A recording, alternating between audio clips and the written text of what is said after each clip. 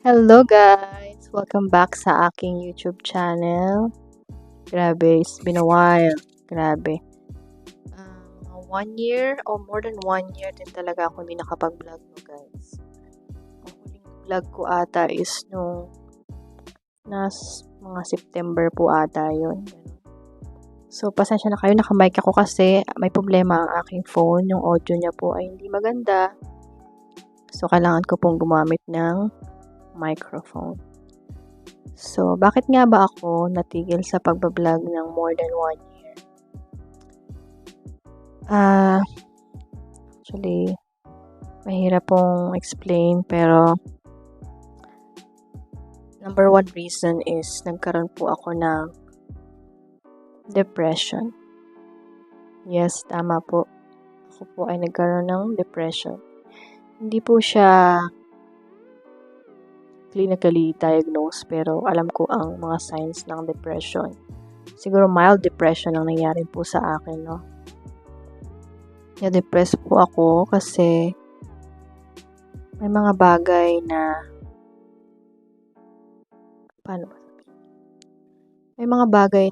may mga realization talaga ako na hindi naman ako nagsisisi, no? Pero dumating sa point na parang bakit ko naisipang mag-settle dito sa Nepal ng ganitong stage, no? Ganitong edad. 35 pa lang po kasi ako, no? So, parang ako po marami pang gustong gawin. Gusto ko pang magtrabaho. Gusto ko pang mabili yung mga gusto ko. Hindi lang para sa akin, para sa pamilya ko po, no? Sa mga parents ko. And sabi ko sa sarili ko, bakit hindi ako magtrabaho ulit? Nag-try po ako magtrabaho dito. Pero bago po yun, kumuha po ako ng caregiving course dito sa Nepal. Kumuha po ako ng 3 months course kasi ako po ay nursing graduate pero wala po akong license kasi hindi po ako nakapag-board exam sa Pilipinas. And kung tinatanong nyo bakit hindi ako nag-board exam, marami pong dahilan. Nung time po kasi na kagagraduate ko lang, nagkaroon po ng crisis sa aming family na wala ng trabaho ang parents ko. And kailangan ko pong tulungan ang aking parents sa pag-provide ng mga aming pangangailangan. So ako po ay nag-abroad. Kumuha po ako ng nakapaghanap po ako ng trabaho sa UAE from 2011. So, after nun, hindi ko na po naasikaso ang aking board exam. Naisantabi ko po muna siya kasi kailangan ko po magtrabaho. Tapos maraming mga dumating. Nag-asawa ko, nabuntis ako. So, parang alam niyo po yun, parang hindi talaga nagkakaroon ng chance na gawin ko yun.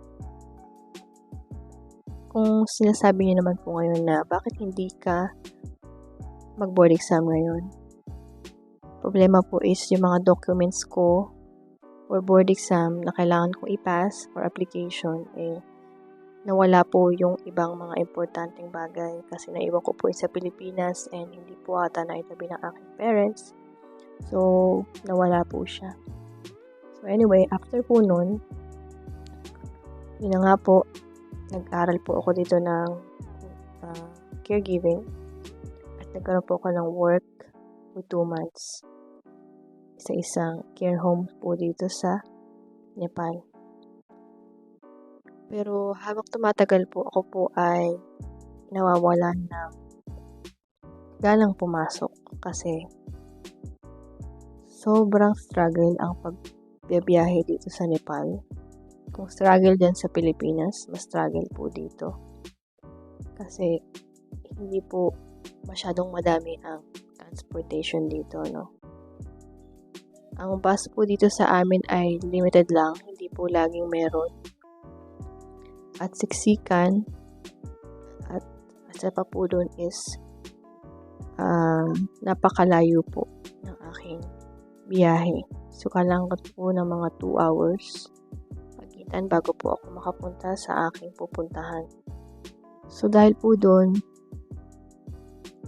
nag-decide po ako na wag nang ituloy ang aking pagtatrabaho dahil parang hindi siya worth it kasi sobra yung pagod pero yung salary hindi naman po ganun kataas. Saka pangalawang reason din bakit din ako nag-stop mag-work is si Sheran. Wala po nag-aasikaso kanya ng maayos kasi nga po hindi naman po ganun kalakasan na ang aking mother-in-law para asikasuin si Sheran. At ang asawa ko naman din po ay may trabaho. So, kailangan ko pong tulungan at asikasuhin ang aking anak. So, nag-decide po ako na i-stop na.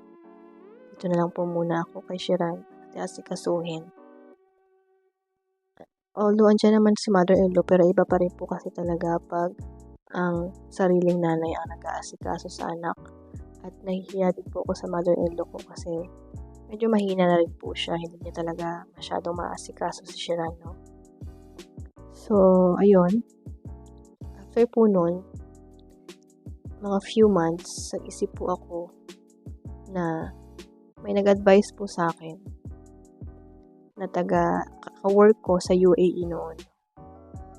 At sinabi niya, bakit hindi ka mag-apply sa ganitong bansa? Sabi ko, ako baka hindi ako pala rin dyan kasi mahirap, ganito, ganyan, mahirap.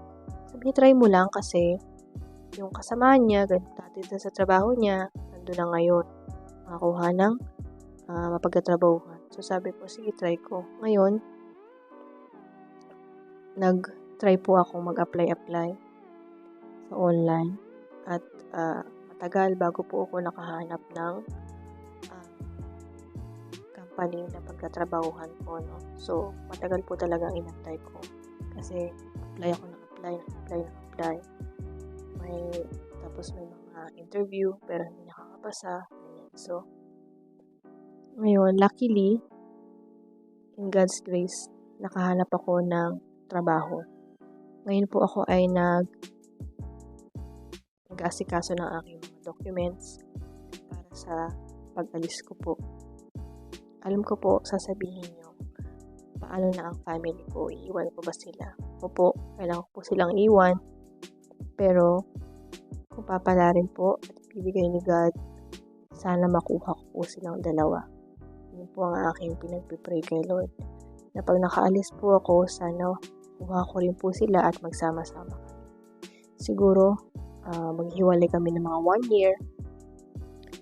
At after nun, pwede ko na silang kuhain at isama sa akin. So, ang mangyayari po, ang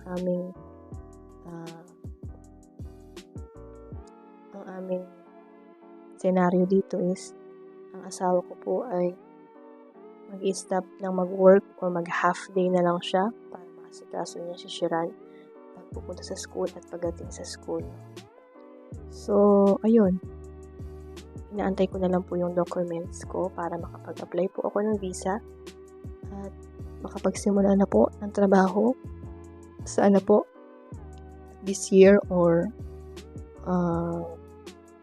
next year. So, waiting na lang po ako dun para makapag-apply po ako ng visa. So, bakit ako nag-decide mag-abroad ulit? Nag-decide po ako mag-abroad ulit kasi nagkaroon ako ng mga realization na bata pa ako at marami pa akong pwedeng gawin. Marami pa akong pangarap sa buhay. Pero gusto ko sa pangarap ko na yun, kasama ko ang pamilya ko. Siyempre, hindi ko sila pwedeng baliwalay. Ginagawa ko tong desisyon na to, hindi lang po para sa akin. Hindi lang po para sa pera o kung ano man. Gusto ko po na magandang kinabukasan din po sa amin sa Pilipinas. Magandang kinabukasan para sa aming pamilya. Alam naman po po natin na dito sa Nepal, talagang mahirap po ang buhay. Opo, sama-sama po kami. Sama-sama kami pamilya, hirap at ginhawa. Pero hindi lang po kasi yung doon na umiikot eh. Ako po kasi ever since, hindi po talaga ako umaasa kung kani-kanino. Gusto ko, yung bibili ko lang para sa sarili ko, ay yung pinaghirapan ko. Ayoko pong humingi sa asawa ko pag may mga gusto akong bilhin. Hindi naman po ako humihingi ng mga luxury item or something. Kahit yung mga simpleng bagay lang. Ayoko po iasa lahat sa asawa ko. Gusto ko may sarili akong pera na pwede kong bilhin yung sarili ko, yung anak ko, o ang asawa ko sa mga ganitong bagay. Sabi ko, alam ko kaya ko pa magtrabaho. So, gusto ko maibigay ko sa kanila o gusto ko magtulungan kami ng asawa ko sa pagtatrabaho para sa aming pamilya. At gusto ko rin po magkaroon ng magandang kinabukasan si Shiran. Siya nakita ko nakatingin sa puno. Gusto ko na magkaroon ng magandang kinabukasan si Shiran, kaya po ako nag-decide na magtrabaho ulit. At lalo na po ngayon, lumalaki na si Shiran. Lumalaki na rin po ang aming expenses. Siyempre po, after ng nursery niya, siya po ay mag-grade school na. Depende pa po kung saan naming school siya ilalagay. Siyempre meron po yung mga tuition fees. So, pag isa lang po ang nagtatrabaho sa amin ng asawa ko lang, mahihirapan po kami. Kasi siya rin po ang nag-budget para dito sa amin sa bahay. Kami ay still nangungupahan pa rin. So, mahirap po talaga ang aming sitwasyon. Kaya sabi ko, tutulungan ko siya. Gusto ko magtrabaho ulit. Nung una, hindi po siya payag na umalis ako. Pero later on, napapayag ko din po siya at nag-decide kami na, okay, gawin natin to. At sinuportahan niya ako sa mga plano ko para sa amin. Kaya thankful din po ako kahit po hindi po siya payag nung una. Napapayag ko siya dahil siguro na-realize din po niya na mahirap nga talaga pag lumalaki na si Shiran, no? So, ayun, nag-decide po kami. Sinuportahan niya po ako sa mga plano ko. Kumuha ako ng mga documents ko. Siya po nagbayad ng mga kailangan kong bayaran. And, ayun, sana nga po talaga this year, kung abutin po ng next year, makaalis po ako. And kung hindi po ako makaalis ngayong month na to, or hindi po dumating yung documents na inaantay ko, kung next year pa po siguro yun, baka makauwi po kami ng Pilipinas ni Shiran, makapagbakasyon, at makapagpasko kasi matagal na po akong hindi nakapag-celebrate ng Christmas sa Pilipinas simula po noong 2011. So, since 2011, never ko pong na-experience uli ang magpasko sa Pilipinas. Kaya sana itong darating na Pasko ay makapagpasko kami ni Shiran. Ang problema nga lang po is ang passport ni Shiran ay kailangan pong palitan ng Nepali passport. So, yun po ang inaasikaso namin ngayon kasi kailangan po i-register ng kanyang birth certificate dito kasi kailangan po yun sa pag-a-apply ng passport dito. Meron po siyang Philippine passport pero ang problema po kasi na dumating kami dito, naka-tourist visa lang po siya. So, ang tourist visa po dito is 90 days lang po pwede magstay ng free sa Nepal. Pero ang nangyari po is na-expired na po ang 90 days. So, siya po ay illegal dito, no? So, para po mawala ang pagka-illegal niya dito is kailangan i-register siya ng father niya dito sa Nepal, yung birth certificate niya, para po maging born citizen na siya dito. After nun, ma-apply na po siya ng passport pero hindi po ata ganun kadali ang mag-register ng birth certificate pag foreign ang mother. Kailangan daw po is magpapalit din po ako ng passport ko o ng aking citizen. Pero sabi ko hindi po ako magpapalit ng citizen. Philippine pa rin po ang aking passport. And sabi naman ng iba, pwede naman daw na i-registered ang birth certificate ng bata kahit na foreign passport pa rin ang mother. So, yun po ang aming inaasikaso ngayong itong month na to at sa mga susunod pang buwan. Sana makaabot po bago mag-December, makakuha kami ng passport national. Meron daw pong rush ng pagpapa-apply ng passport. So, yun po ang inaasahan namin. Sana magawa namin bago mag-Pasko. So, yun lang po ang aming life update. Ngayon po ay na kami nangungupahan dito sa darating namin tinirahan dati nung kami ay nasa taas. Ayan. So, na-tour ko na po kayo dati sa live ko dito. Naalala niyo po. So, ayun. Anyway guys, salamat sa mga nag-abang ng aking vlog. Maraming nagko-comment na bakit wala na akong upload, ganyan. So, pasensya na po kayo at busy ang lola nyo. Pero may mga video po ako sa phone ko na gusto ko sana i-upload yun kahit wala akong, alam mo, walang narrate o walang poses, mga random videos lang ba. Pero, let's see po, kung may edit ko po siya at may upload ko po siya. So, yun naman po guys, ang update ngayon. Maraming salamat po sa mga nag-abang ng aking vlog. Sa mga hindi pa po nakakapag-subscribe, please subscribe po sa aking YouTube channel and don't forget to hit the like button and notification para po updated kayo if may mga bago pong ako upload na videos. Yun lamang po guys. Maraming salamat at see you again sa aking next vlog.